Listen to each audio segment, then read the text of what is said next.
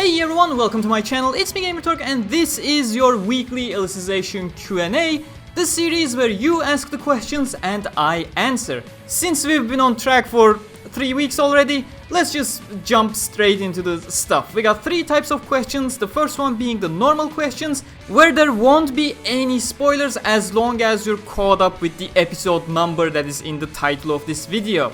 So if you watched War of Underworld episode 20, then you are safe to watch the answers to these questions. Second type of question, which we don't have any this week if I'm not mistaken, are the opinion questions. Let's not talk about them since I don't have any. And then the third type of questions are the spoiler questions, which means the answers to these questions, or sometimes even the questions themselves, are very much future oriented, and if you watch the answers to these questions you will get inevitably spoiled. But don't worry, once we get to that point I will give you a spoiler warning for you to safely leave beforehand, so you can still enjoy the normal questions. With all that out of the way, here's your reminder that Sword Art Online Alicization light novel affiliate links are down below in the description for Amazon and Book Depository. So if you want to read the stories for yourselves, Unital Ring, the next main arc, is starting its English translation in January 2021. Go ahead to those links and grab the novels, they are absolutely great. But with that, let's start with the questions. First one, why/how did the sky of the Dark Territory turn normal instead of red?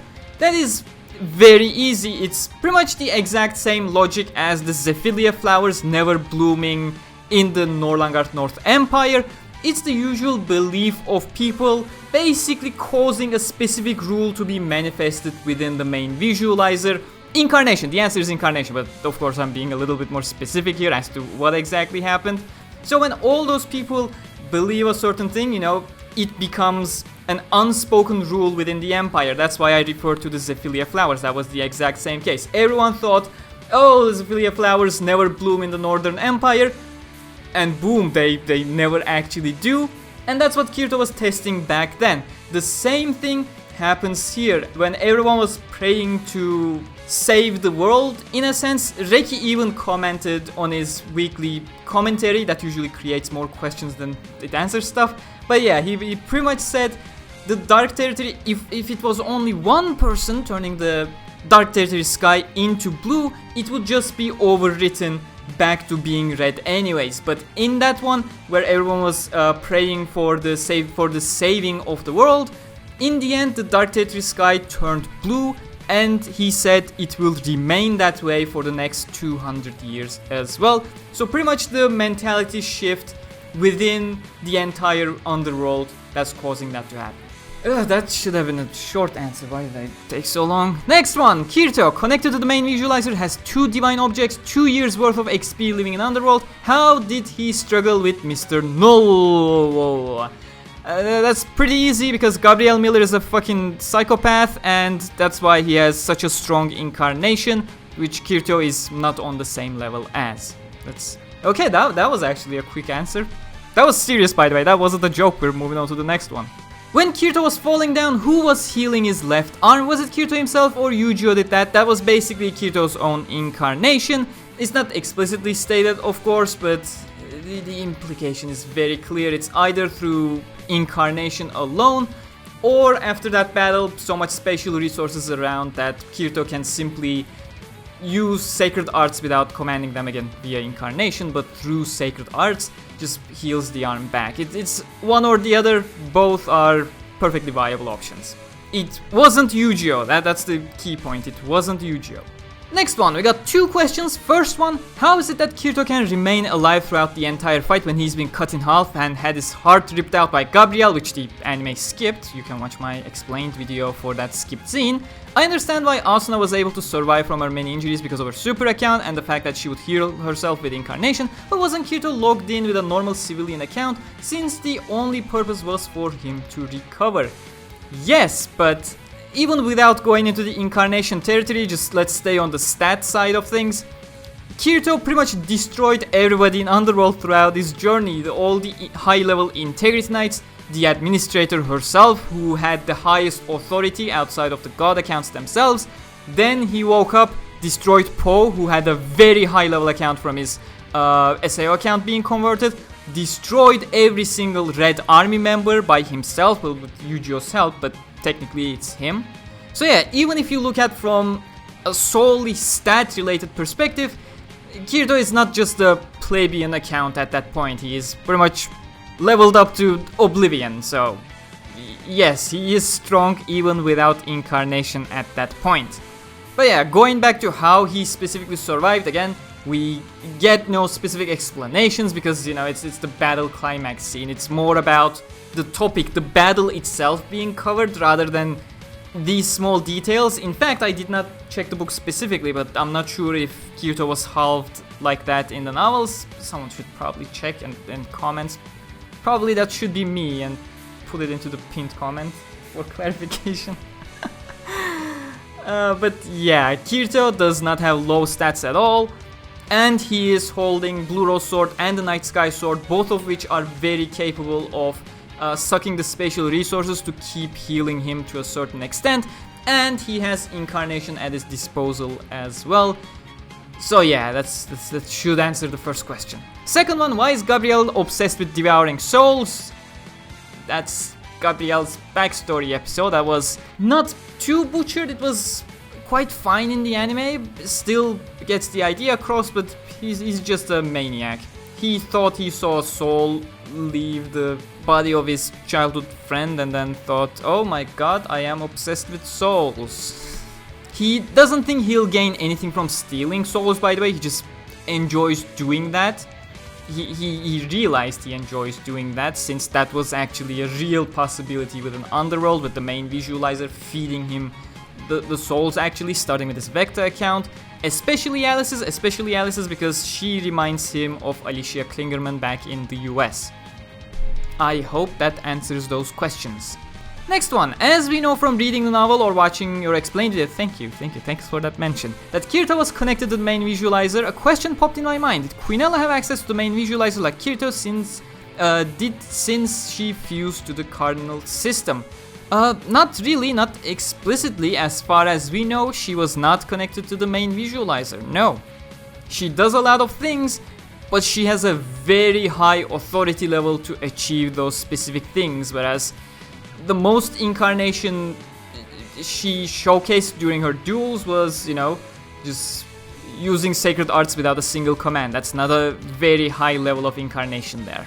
Next question, if Kirito is able to return the acceleration from 1000 to 1 when accessing the system console back at the Human Empire arc, and Gabriel early on War of Underworld, why can't they just do the same thing when the acceleration is 5 million to 1, or is it not possible because of how fast the acceleration going?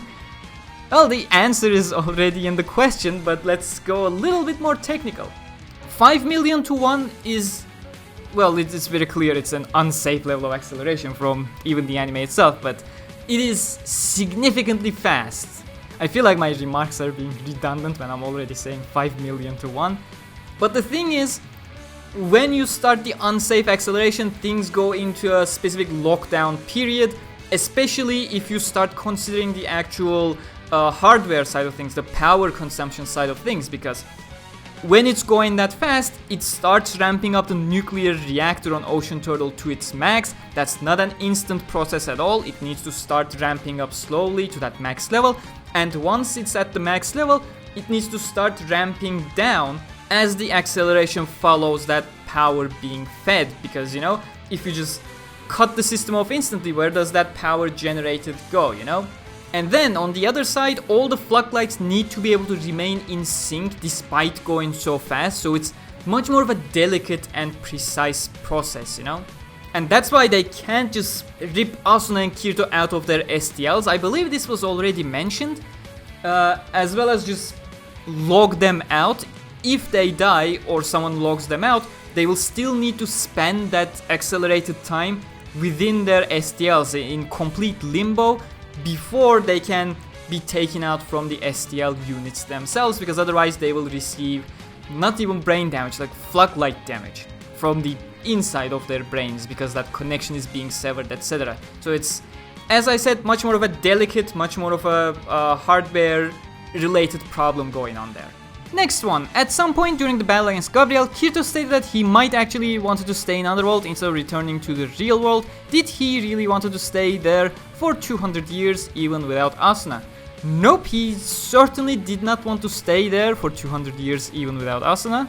Obviously he wants to be with Asuna, obviously he doesn't want to betray the trust of his friends. That's why he breaks down once he realizes he is actually stuck in the world.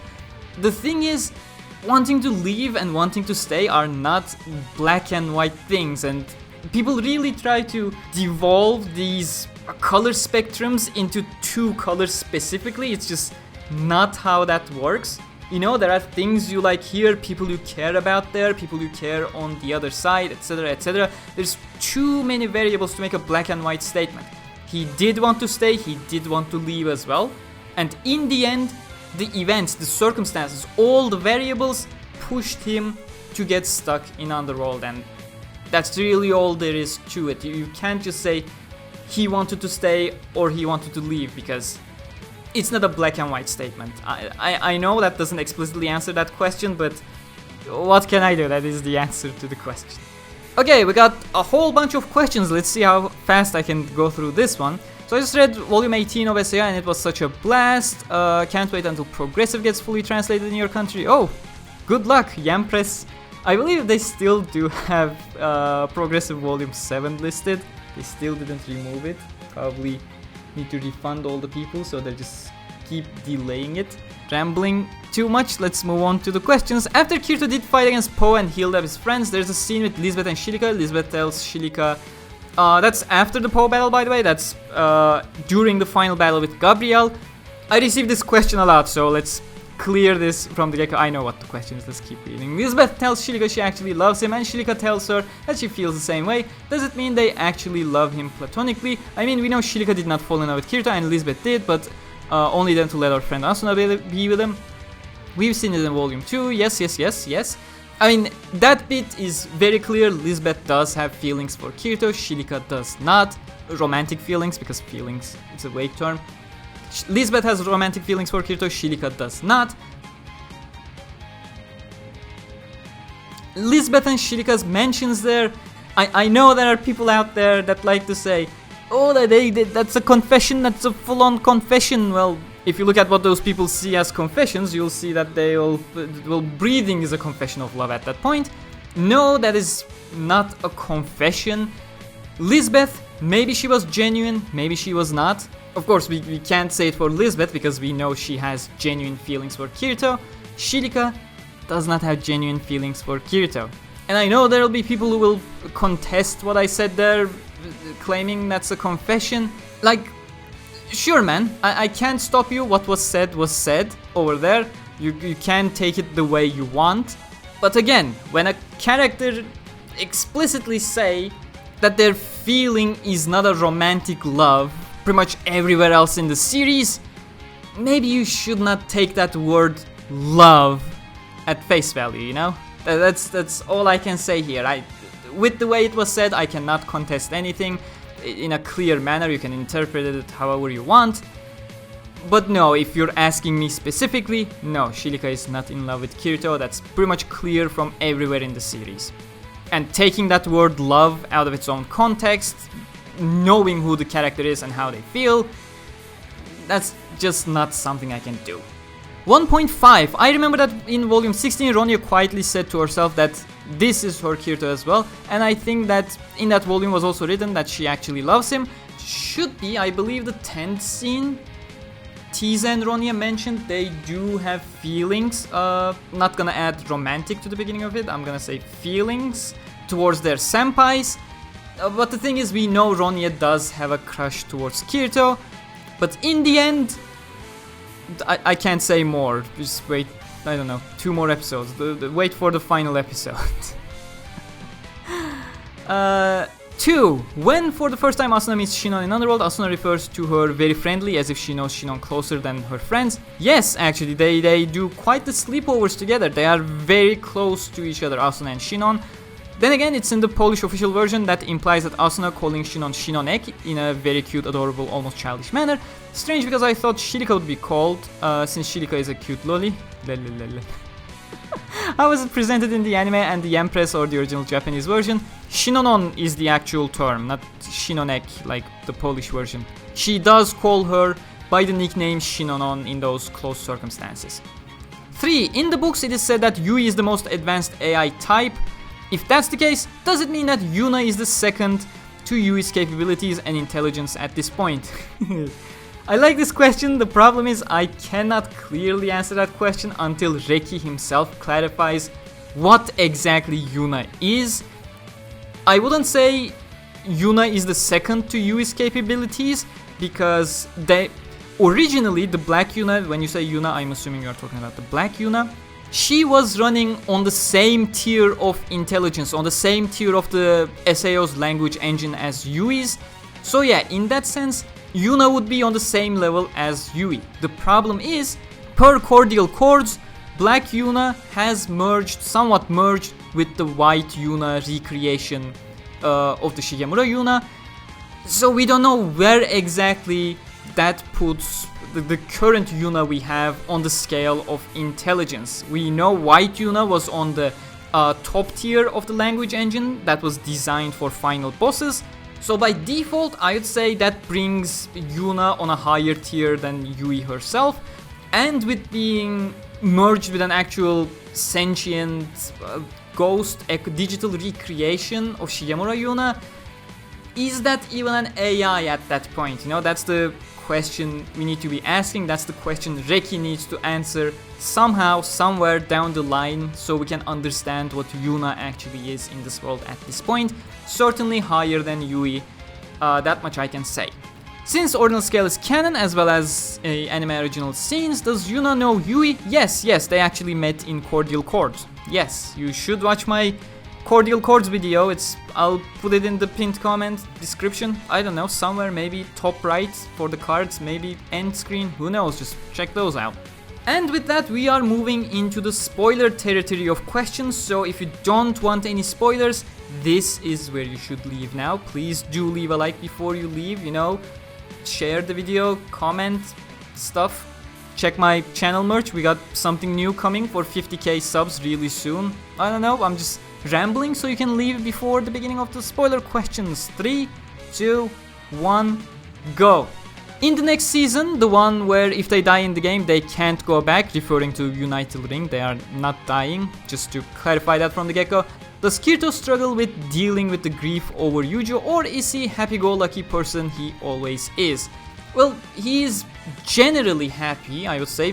He's not like in constant depression mode or anything, but there are things that trigger certain memories that you can see, that you can clearly see he is not over certain things. You will see that in the epilogue of War of Underworld as well. Either the next episode, when I say next episode, it's almost episode 21, I mean episode 22, or episode 23, you will see more of that stuff as well, how the entire event has affected Kirito in certain ways. But he is still the happy, trying to be positive person. He's not in full depression mode that he wants to kill himself. Next question, and the final question: what did Asuna and Kirito do during those 200 years to still be alive? Like, what the hell? Is that even possible? That's a very understandable, I don't want to say complaint, but like, yes, that's a normal question. I understand. The thing is, we don't know what they exactly did.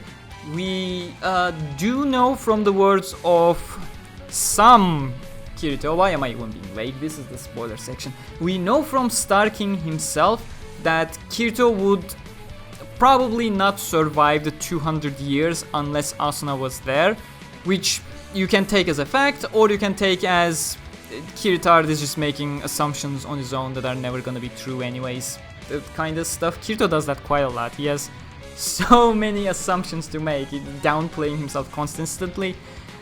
Anyways, I am going off topic.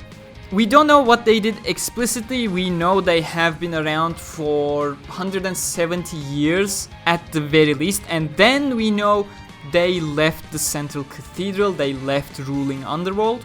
At which point, we no longer know what they exactly did. Again, they may have used the same tricks Quinella used, like sleeping a lot, not making too many more memories. Or we can assume the more reasonable thing. Higa's projection of 140 years of human lifespan within the Floodlight, it's simply wrong. Why is this more plausible than the other? Well, because we know for a fact that Asuna and Kirito already lived 170 years at the very least in that accelerated period. which is already a massive overshoot of the 140 years anyways. Chances are memory temperament is not exactly an option. For starters, we know for a fact that biological brains, they can't delete memories from the biological brains because they don't still not fully understand the brain itself. They can only seal certain memories away, which have a tendency to come back when triggered, etc, etc. The answer is, we don't know what exactly did, but apparently it's possible. And again, you can take this question even further if you are gonna assume Axel World is canon to the Sword Art Online timeline as well. There is a whole lot more to talk about if you enter that rabbit hole, but that's not why we're here today. This is the end of the weekly War of Underworld Q&A. Thank you very much for watching. If you enjoyed this, please leave a like. I know this was a little bit more lackluster as usual. I don't know if you realized from my voice or speech habits in general, but I do have a massive headache. But I didn't want to miss this week, you know. It's been going strong for 2 weeks already. Let's make it 3, and we did it. It's been slightly more lackluster, but if you haven't realized anything, just ignore what I said for the final 60 seconds. This was a superb weekly War of Underworld Q&A, don't you think? Again, thank you very much for watching. A huge thanks to all my channel members and patrons as usual, and I'll see you with Alicization Explained. Yes, tomorrow is a new episode. Well, today is a new episode because this video is gonna go live before the episode, but stay cool, stay cool. I am not gonna ramble further. Just keep your head.